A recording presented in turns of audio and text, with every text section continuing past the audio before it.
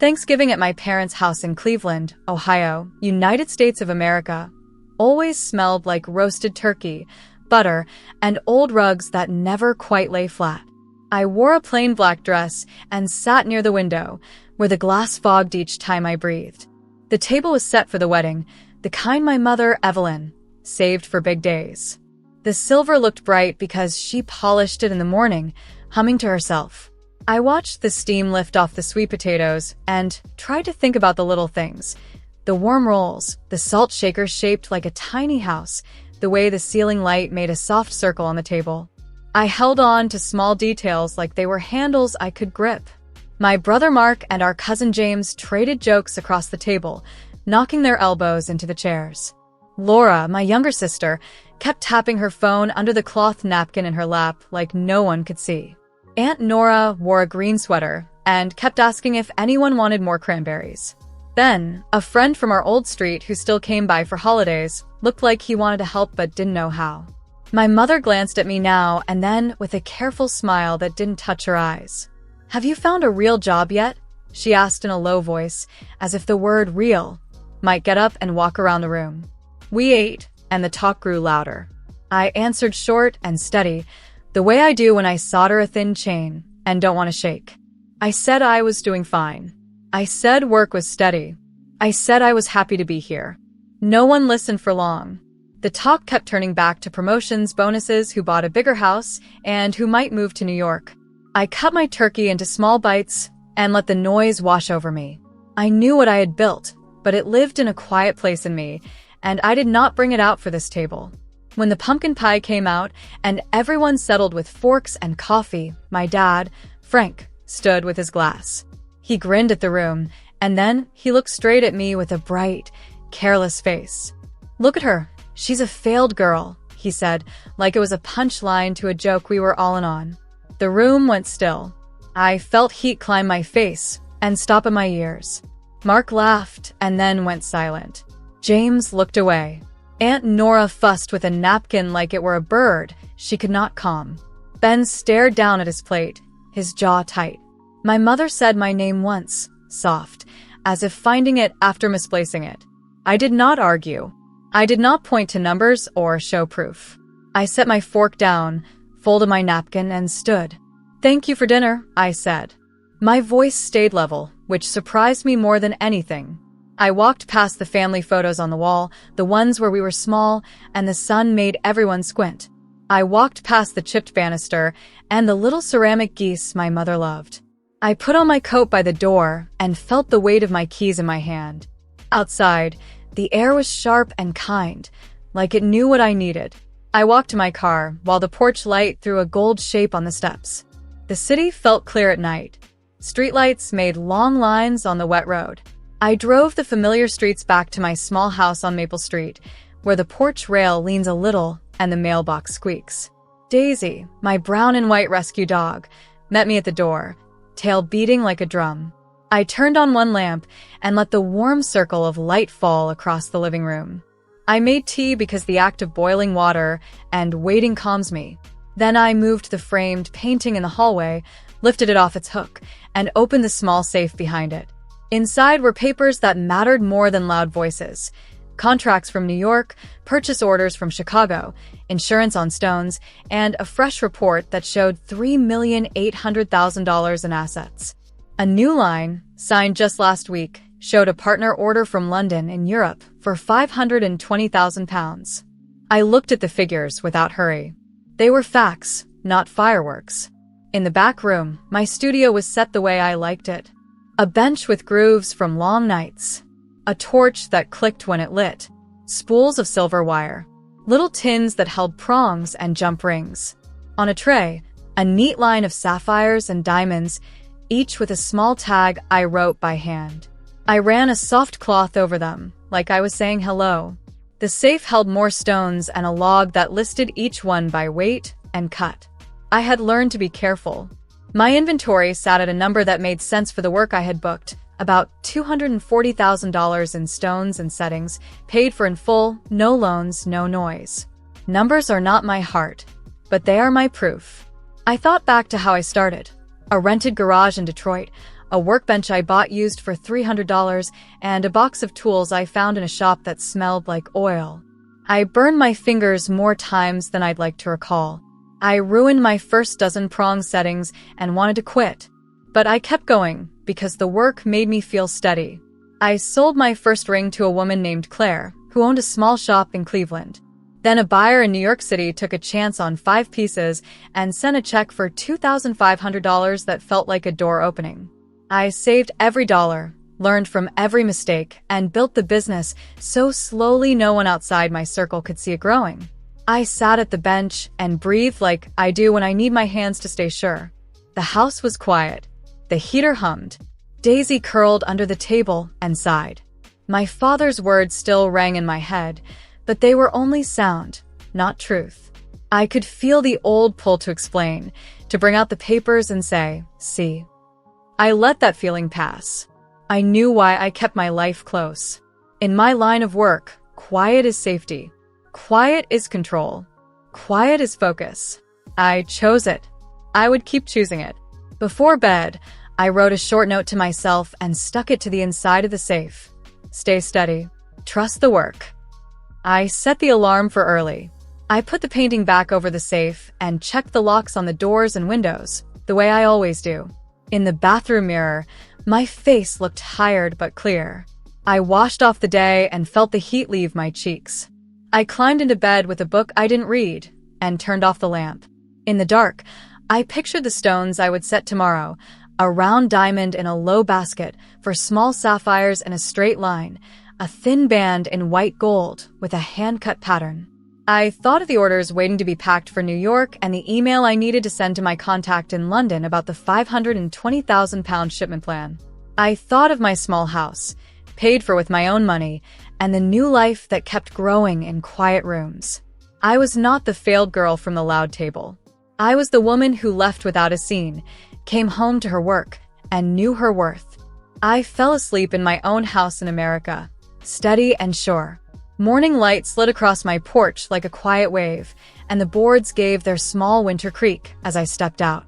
I walked to the corner cafe on Euclid Avenue, the one where the bell on the door rings too loud and the coffee tastes like a fresh start.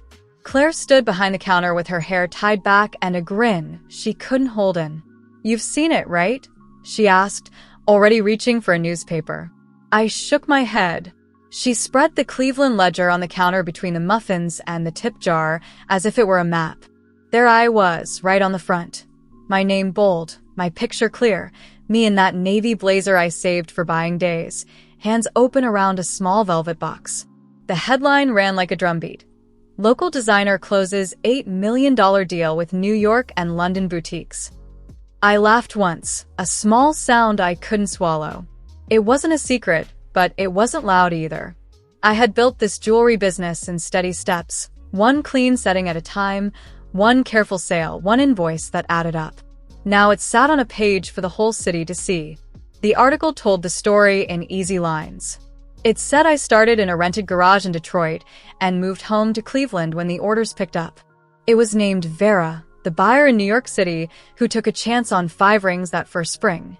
It described the London shop in Europe that had just placed a new order for spring delivery, a contract for £1,100,000 signed and insured. It called my brand Olivia Stone and said current inventory and signed contracts brought total assets to just over $10 million. It mentioned my small Maple Street house, the one with the leaning rail, and it even named Daisy, the rescue dog who watches me work. People in line stood a little taller to read over my shoulder, and the bell kept crashing each time someone came in. Claire slid me a cup on the house and tapped the photo with her nail. "You look fierce," she said, and I shook my head, smiling because it felt safer than tears. My phone began to buzz on the counter like a trapped bee. Calls. Texts, unknown numbers, a voicemail from Vera, full of joy, a message from Henry in London, warm and brisk, confirming the £220,000 deposit that landed overnight. I turned the screen face down and tucked it under my palm. I left a $5 tip and took my coffee into the clear air of the United States of America morning. The city felt new. I walked slowly past brick fronts and winter trees, past a bakery where a boy pressed his nose to the glass, past a shop window that held a dress I could afford but didn't need. My father's words from last night drifted up like smoke. Look at her. She's a failed girl, and then blew away in the wind. A headline is not a shield, but it is proof. The work was the proof first. The headline only named what I already knew. I took the long way home because I was not hiding. I was making room inside myself for what had changed and what had not. Daisy met me at the door, thumping her tail against the wall. I locked the deadbolt and set my coffee on the table.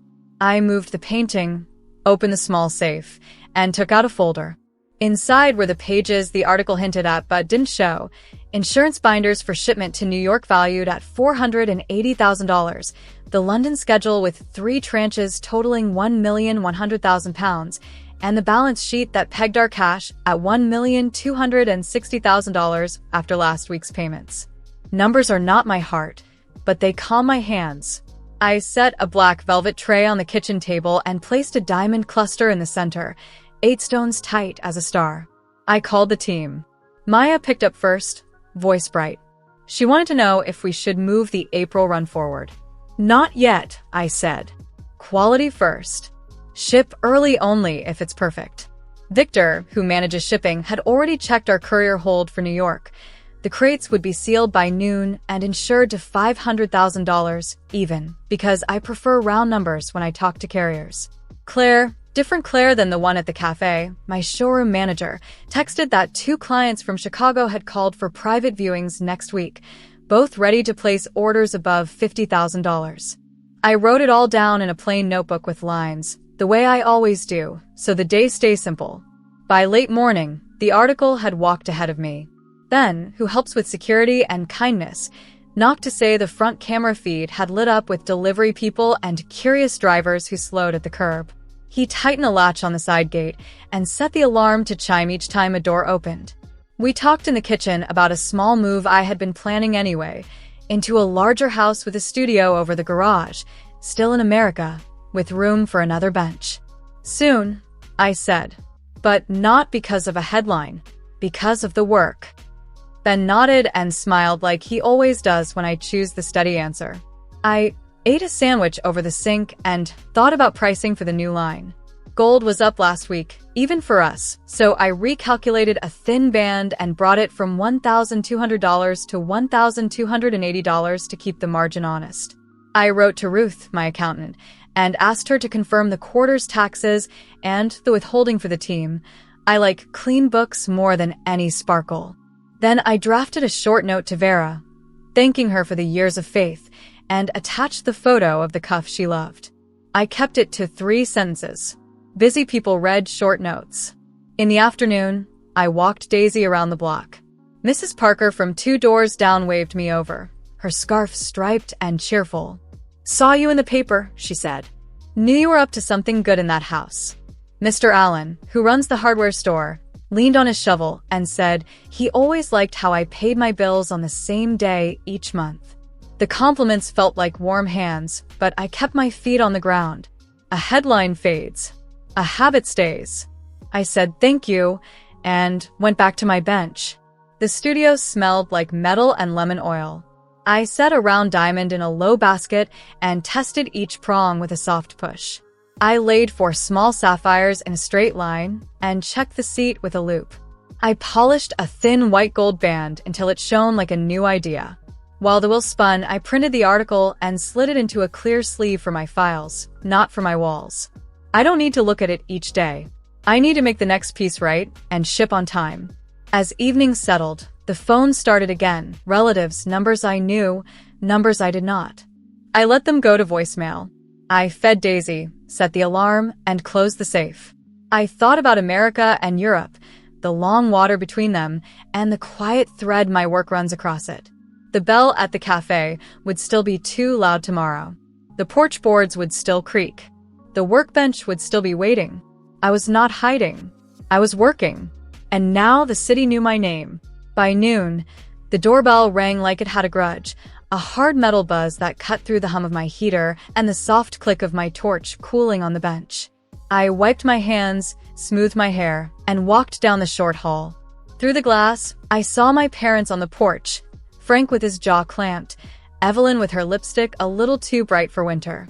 Mark and Laura stood lower on the steps, clinging to the railing like they were bracing for wind. When I opened the door, cold air pushed in with them. "What is going on?" my mother asked before her coat was off. "Why didn't you tell us?" my father said, sharp and scared. "Is this true? Is that paper real?" I stepped aside and let them in.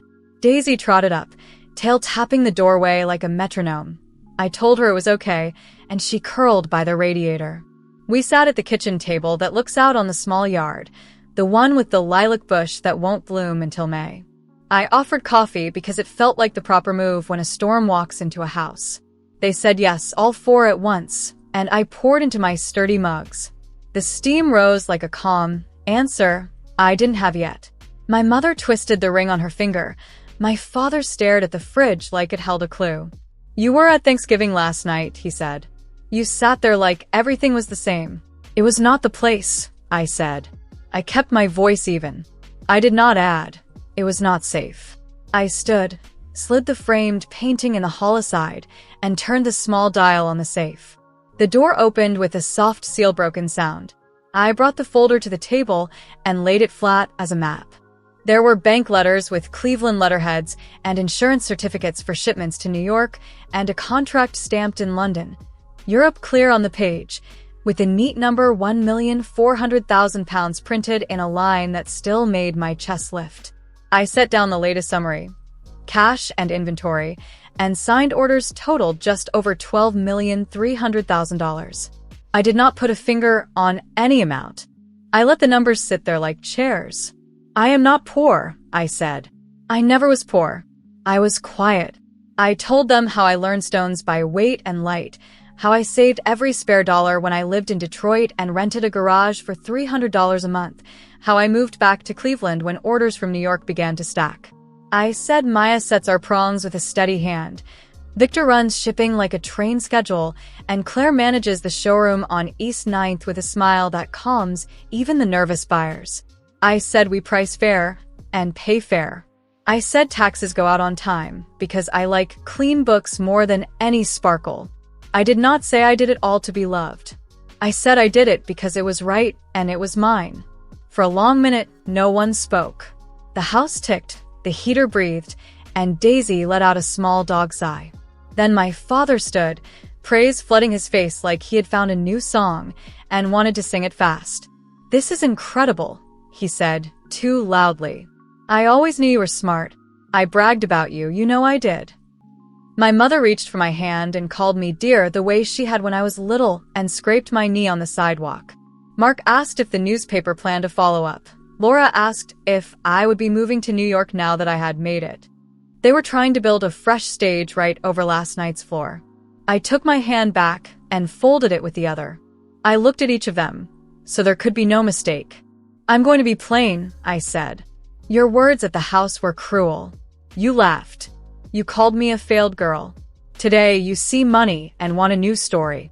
I won't give it to you." I could feel my voice settle into a clear place. "We have no relationship now. I don't know you. I don't want to see you. Please leave my house." The word house mattered to me as I said it. This was my house in America, bought with my work, protected by my rules. Evelyn's face folded. She began to cry in small, careful sobs, the kind that ask for someone to move closer. Frank's mouth opened and shut, anger and shame fighting for a seat. Mark stared at the table like the wood grain could explain me. Laura's eyes shone, but she said nothing. My father tried again, softer. "We were scared for you," he said. "We wanted you safe. We didn't understand." He offered a wild half-joke about a loan he never gave, about a bigger house we could buy together, about taking the family to New York for celebration dinner and spending $2,000 just to toast. My mother touched the contract, then pulled her hand back as if the number burned. "I hear you," I said, "but I am not a stage for your fear or your pride. I am a woman who built a business. I did it without you. I keep my books clean and my circle small. I will not let you rewrite me because a headline made you nervous." I stood. My chair made a short wooden sound. Please gather your coats. I opened the front closet and took out their wool and puff sleeves and held them like simple things. Fabric, buttons, nothing more. They stood one by one. My mother tried to hug me. I stepped back and shook my head.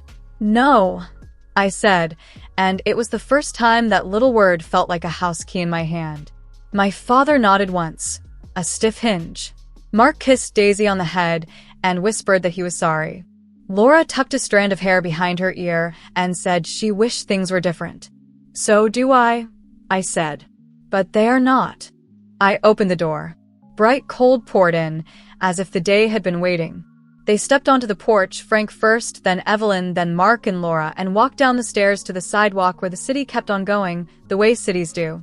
I watched them cross the small patch of lawn, then I closed the door and locked it. The lock slid home with a clear, final sound that did not hurt. I leaned my back against the wood and felt the quiet rise again in my chest. I did not shake. I did not break. I put the papers back in the safe, shut the door, and lifted the painting into place. Daisy got a treat for being a good guard. She took it gently and wagged like a flag. My phone buzzed on the counter. A text from Ben saying the front camera had caught the cluster on the porch, that he had smoothed a nosy neighbor and reset the alert. A note from Vera in New York came in, 3 words and a heart. Proud of you. An email from Henry in London confirmed the next £220,000 tranche would clear by Friday. I answered each one in 2 lines, then turned back to the bench. The studio smelled like lemon oil and warm metal. I set a round diamond in a low basket and tested each prong with a soft push. I laid 4 small sapphires in a straight line and checked the seat with my loupe. I polished a thin white gold band until it shone like a promise I could keep. The world outside my window moved on, cars, people, news, and I stayed with the work that had built my life. I was not the failed girl from the loud table. I was the woman who drew a clean line in her own house in America and then went back to her bench, steady as ever. I moved 2 months later. I bought a brick house with a wide porch in Columbus, still in America, with a workshop built over the garage and a small garden lined with white stones. The deed was simple and clean. I wired $920,000 for the property and $80,000 for the build-out of the studio. I paid in full. No calls. No begging. Just wires and keys. Daisy trotted from room to room like a happy inspector and then curled on the sunny patch by the back door. The porch looked out on a quiet street with tall maples. I stood there with the keys in my hand and felt the ground settle under my feet. Setting up the studio felt like putting my mind in order. The benches faced a row of high windows, so light fell straight onto the work. I had a proper ventilation hood, new torches, and 3 polishing wheels that hummed instead of screamed. Maya took the first bench because she earned it years ago. Lily and Anna, our new setters, took the next 2. Victor measured shelves for shipping crates and laughed when I asked for 1 more label printer, just in case. Claire arranged trays for the showroom visits and drew up a calendar that did not leave us breathless. We made small changes that felt big. Victor set up a second route to New York, so orders reached the 5th Avenue boutique in 48 hours. We kept our insurance neat and round, $500,000 per crate, so no one had to squint at a form. Then, steady as always, walked the new house with a contractor he trusts and added cameras, better locks, and a simple alarm chime that sings each time a door opens. He smiles more than he talks, but when he says, "You're covered," I believe him. The studio began to sound like a song we knew. Saw, torch, polish, pack, repeat. I kept my promises to myself. 10% of profits went to shelters for women in America. The first wire from the new house was $75,000 to a shelter in Columbus that runs a safe house with quiet rooms and bright kitchens. I sent another donation to Cleveland because that city raised me even when the house did not. We funded a bench in a city park there, not for my parents, but for the girl I was when I sat and tried to breathe. The plaque is plain, for the girl who kept going. It is enough. It does not need my name. I wrote thank you notes the way I build a ring. Clean and short. I sent Vera in New York City a gold pendant shaped like a small door, for the first open door she gave me. I mailed a twin in silver to our buyer in London, in Europe, for balance. Henry wrote back from London with a line that made me laugh. Silver for fog, gold for sun. He confirmed the next £220,000 tranche and a spring trunk show that would run 2 days longer than planned. I pinned the dates on the wall and kept my head down. Pride is loud. Work is quiet. There were more headlines. A museum in Chicago bought a diamond cuff for $250,000 and put it in a glass case with the lighting just right. A client in Boston wore my pieces at a gala and sent a thank you note with a photo that made me grin at my workbench. A magazine in New York called to ask about the woman behind the numbers, and I said the same thing I always say. We price fair, we pay fair, and we ship on time. I printed the article and slid it into a clear sleeve for my files, not my walls. I do not need to look at it each day. I need to make the next piece right. My family tried to circle back, as I knew they would.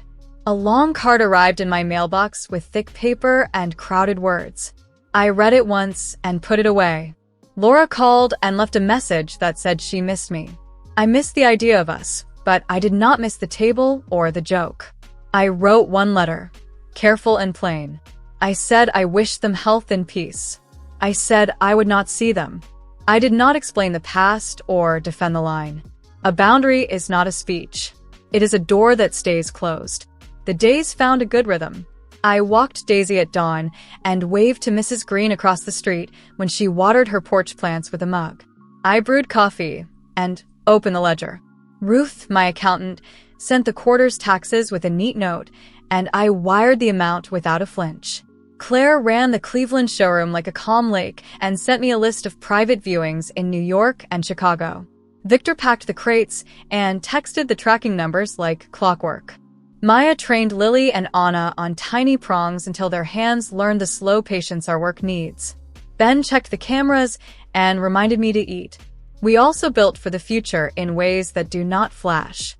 I set aside $30,000 for a small training fund so we could teach young women in America who want a trade and a steady wage. We started with 2 local apprentices, Nora and Elise, who came in after school and learned to polish with a light touch. The website grew cleaner and faster. Orders clicked in from New York, Boston, and Denver. Henry's shop in London sent a photo of a window dressed only with our pieces and a single card that said Olivia Stone. I smiled at the ocean between America and Europe and thought about how thin a line can carry a strong message. At night, I sat on my wide porch with tea and Daisy at my feet, and I looked at the sky the way I always do when I want to remember scale. America here, Europe there, ocean in between, and no need to cross it to know my worth.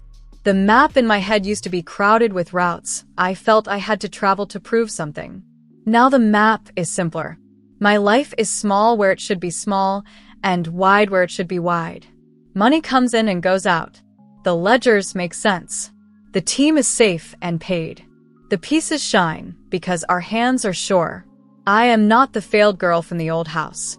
I am the woman who left quietly, who woke to a headline, who drew a clean line, and who built a better home. I keep my promises. I keep my books. I keep my name. From this porch in Columbus, in America, I tell the truth in plain words, then I go back to the bench and do the work that carries my life.